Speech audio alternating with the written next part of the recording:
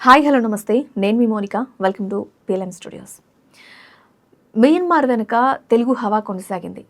అక్కడ ఒక సామ్రాజ్యాన్ని మన తెలుగు వాళ్ళు సృష్టించారు. కానీ ఎలా? ఒకసారి ఈ విషయాల గురించి మనం తెలుసుకుందాం. మీకు తెలుసా, ఒకప్పుడు మన పొరుగు దేశంగా ఉన్న మియన్మార్ అలియాస్ బర్మా ఏ రంగంలో చూసినా తెలుగు వాళ్ళే శాసించేవాళ్ళు. అది ఏ స్థాయికి వెళ్ళిందంటే అక్కడ వీధుల్లో తెలుగు అక్షరాలే కనిపించేవి. ప్రభుత్వ లైబ్రరీలో తెలుగు పుస్తకాలే ఉండవు. తెలుగువాడు అంటే చదువుకున్నవాడు, ధనవంతుడు అనే గౌరవం ఉండేది. గ్లోబల్ లెవెల్లో తెలుగు వాళ్ళ హవా ఇప్పటిది కాదు, 150 ఏళ్ల క్రితమే మొదలైంది. ఆ కూస్ బంప్స్ వచ్చే హిస్టరీ ఏంటో మీకు తెలుసా? అయితే మన వాళ్ళు అక్కడ అసలు ఎలా సెటిల్ అయ్యారు అనేదే కదా మీ పాయింట్. చూద్దాం. బ్రిటిష్ కాలంలో ఆంధ్రాలో కోస్తా తీరం నుంచి వేల సంఖ్యలో ఓడల్లో మన వాళ్ళు మియన్మార్ వెళ్ళారు. అక్కడ కేవలం వాళ్ళు కూలీలుగానే ఉన్నారా అంటే కాదు, వ్యాపారవేత్తలుగా, రాజకీయ నాయకులుగా, మేధావులుగా కూడా ఎదిగారు. ఇక్కడ కోరంగి హవా మనం చూడాలి. కాకినాడ దగ్గర ఉన్న కోరంగి నుంచి వెళ్ళిన తెలుగు వాళ్ళు అక్కడ ఎంత ఎఫెక్ట్ చూపించారు అంటే ఇప్పటికీ అక్కడ మన వాళ్ళను కోరంగి వాళ్ళు అని చాలా ప్రత్యేకంగా గౌరవంగా పిలుస్తారట.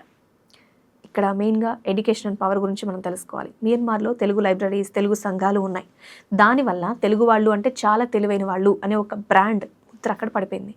సామాన్యులే కాదు, పెద్ద పెద్ద పొజిషన్స్లో ఉన్న తెలుగు వాళ్ళు కూడా చక్రం తిప్పారు అక్కడ. ఇక్కడ కొంచెం ఎమోషనల్గా మనం తెలుసుకోవాలి అండ్ ఒక ఇన్స్పైరింగ్ పాయింట్ కూడా ఉంది. ఏంటంటే దేశం మారినా వాళ్ళు రక్తం మార్చుకోలేదు, భాషని వదిలిపెట్టలేదు.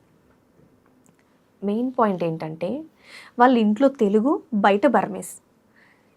సో ఒక వ్యక్తి వాళ్ళ పిల్లలకి తెలుగు నేర్పించడానికి వాళ్ళ పిల్లల్ని చిన్నప్పటి నుంచే కొన్ని వందల మైళ్ళ దూరంలో ఉన్న వైజాగ్కి పంపించారు. అంటే ఆ భాషాభిమానం అనేది వాళ్ళకి ఏ రేంజ్లో ఉందో ఒకసారి అర్థం చేసుకోండి. జస్ట్ చిన్న ఎగ్జాంపుల్. అక్కడ పుట్టి పెరిగిన వాళ్ళు ఇప్పటికీ కూడా తెలుగు సినిమాలు చూస్తారు, తెలుగు పాటలు పాడుకుంటారు. అయితే 25 years మ్యారేజ్ అయింది ఒక ఆవిడకి. తన భర్త కోసం తెలుగు పాటే పాడింది.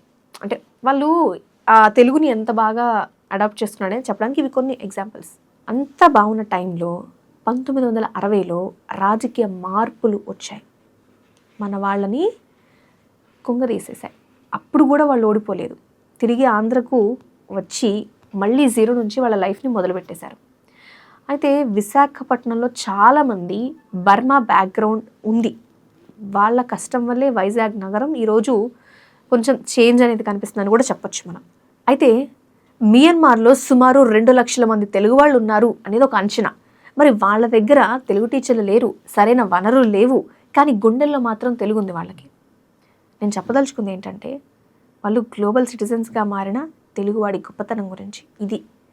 అయితే ప్రతి తెలుగు వాళ్ళు ఈ వీడియో తెలుసుకోవాలని, మన హిస్టరీ ఏంటో మన వాళ్ళకి తెలియాలి అని, proud to be Telugu person అని తెలియజేస్తూ ఈ వీడియో చేయాలనే ఉద్దేశంతో చేశాం. ఈ వీడియో మీకు నచ్చిందా? మన తెలుగు వాళ్ళకి షేర్ చేయండి. మా ఛానల్ని సబ్స్క్రైబ్ చేసుకోండి. ఎన్నో విషయాలు మీకు తెలియజేస్తూనే ఉంటాం. Thank you so much. Air hostess, pilot కావాలి అన్నదే మీ కల అయితే ఏరో ఫాల్కన్స్ ఏవియేషన్ అకాడమీ అడ్మిషన్స్ కోసం డిస్ప్లేలో కనిపిస్తున్న నంబర్స్కి కాంటాక్ట్ చేయండి.